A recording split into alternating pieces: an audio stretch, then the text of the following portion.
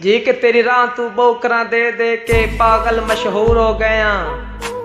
गुरबत दे सफर थका सटिया उका चूरो चूर हो गया। तो बदबख्त परस्तियां वादियां ते ताई ना मंजूर हो गया। सीधी गल है दर्द गरीबा से तेरी पहुंच तू दूर हो गया।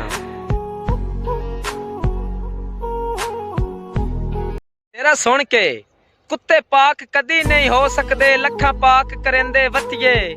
रांदे वत भी निजस हरामी हैं भावें रोज दुवेंदे वतिये।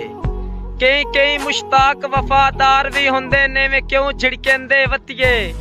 कई मौका ताड़ के वठ लेंदे भावें खून पीवेंदे वतिये। जनाब शहजाद रांझा मेरा मसेरों दी नजर दौड़ा है कि इस दौर दे विच हर चीज विकाऊ वे दिल गुरदे अख ताईं विक वेंदन। लज अदल प्यार परीता इंसान दे कख ताईं विक वेंदे। पै हीरे कौडियां दे मुल विकदन कच शीशे लख ताईं विक वेंदे। रफीक अजकल दे यूसुफां दे सावे अट्टियां रख ताईं विक वेंदे। जी कि मैं माजी दा महाराजा हाँ कई गैर दी जित्ती जंगा मैं। हर कई दी अख दा तारा हा जदों कई दी आस उमंगा मैं। जेड़ा मंग च यार सजिंदा हा ओ लाल संदूरी रंगा मैं। मैनू शाकिर त्रोड़ नसीब दिता है नहीं तो यार दी बां दी वांगा मैं।